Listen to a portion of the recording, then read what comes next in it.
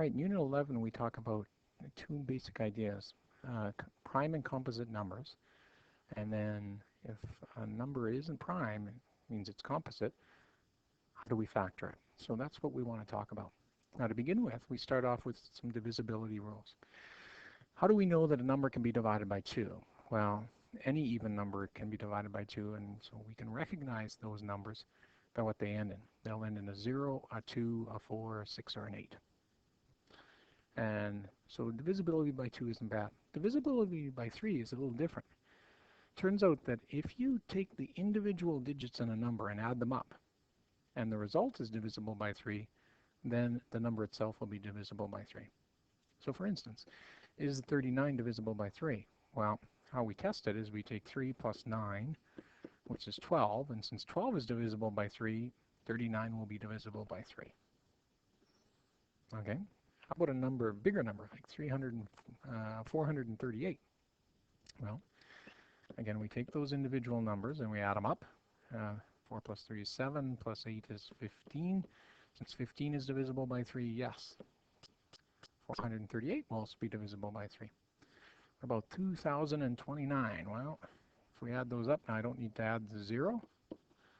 Add those up, I get 13. No, 13 is not divisible by 3, so no. That number won't be divisible by 3 either.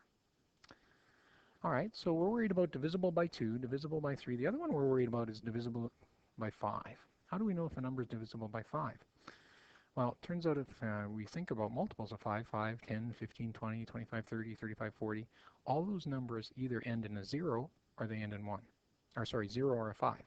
So, can you tell if they're divisible by 5? Well, they got to end in either a 0 or a 5. So, here's a typical question that we would give you. Given these numbers, how do I know? How do I identify the numbers that are divisible by 2? Well, let's start there. If I look, I'm looking for numbers that end in 0, 2, 4, 6, or 8. So 7 doesn't fit, but 14 certainly does. 18 certainly does. 24 does. 30, yeah. 130. Now 147, no, that doesn't end in an even number, and neither does 291. So these are the numbers that would be divisible by 2. All right, so let's do divisibility by 3. So I'm going to be adding those up, right? Well, 7 isn't divisible by 3, so the number 7 isn't. 14, 4 plus 1 is 5. Nope, that doesn't work.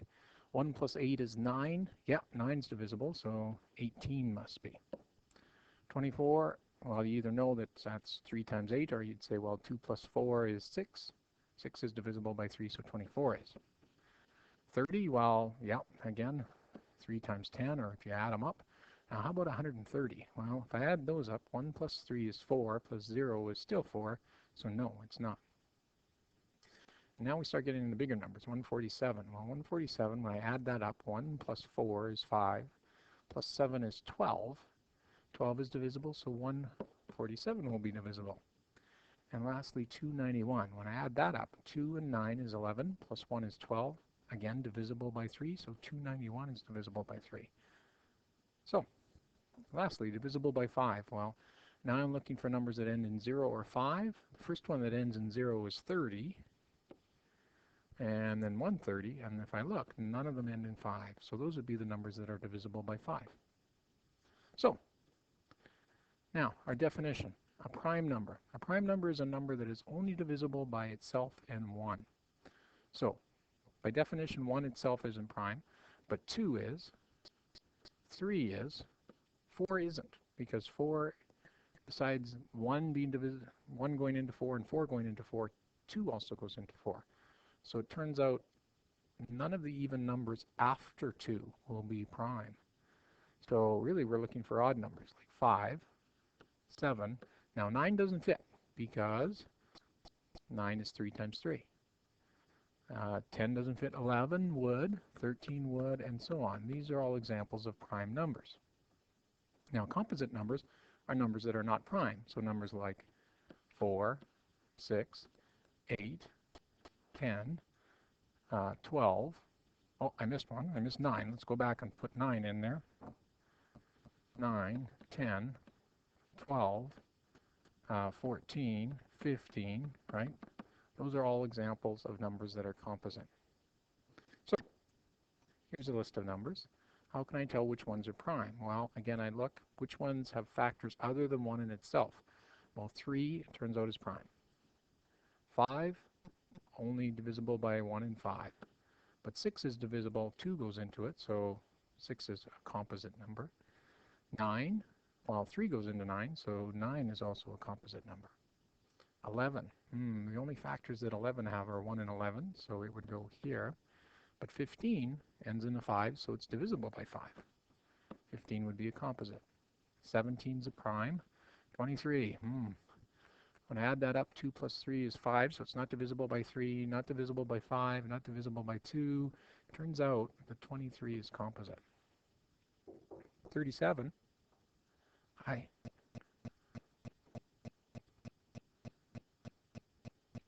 Okay, let's continue with 37. 37 is one of those bigger numbers. If I add 3 and 7 together, that's 10. That's not divisible by 3. It's not divisible by 2. It's not divisible by 5. And again, if we were to keep searching, we'd find out it's not divisible by anything other than itself and 1. So 37 is also prime. Now, so I want you to know the difference between prime and composite. I also want you to be able to factor some numbers then. So if I ask you to find the prime factorization of 20, often what we do is we do it in a couple different ways. We can do what we call the factor tree, or we can just start dividing. Since this one ends in 0, I would say, hey, 5 goes into that. Now 5 goes into 20 4 times. Now 4 is even, so 2 goes into it, leaving me at 2. Now 2 is prime, so the only factors are 2 and 1.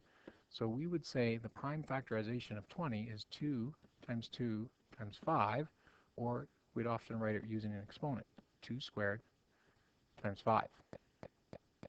Okay? Now, let's do a little bigger number, 312. That one's going to take us a little bit of work, but notice it ends in a 2, so right away I know that 2 goes into it evenly. So if I do that, let's put that down one. 2 goes in there, and I do the division. Yeah, put it back up here. 2 goes into 3 once, carrying a 1, that's 11. 2 goes into 11 5 times, carry 1, 6. Okay, still ends in 2, so let's put 2 in there again. 2 doesn't go into 1, but it goes into 15 7 times, leaving a 1, 16, 8 times. Okay. Now, still ends in 2, so do that again. 2 goes into 7 3 times, carry 1 is 18, 9. And again, if you have to do that off to the side, take it, do it off to the side, do your long division, right? All right, no longer ends in 2 or 4 or 6 or 8 or 0, so 2 doesn't go into it. Add those up, I get 12. 3 goes into it. So 3 divided by 3 is 1. 3 goes into 9 3 times, 13. 13 is prime. So there are my factors. So if I was going to write it out in expanded form, 2 times 2 times 2 times 3 times 13, more often we'd write it out in exponential form. 2 cubed times 3 times 13. So when we want it in fact be in factored form, prime factorization, this is the form we'd be looking for. And usually we'll ask you to write it using an exponential form. So use your exponents to write that.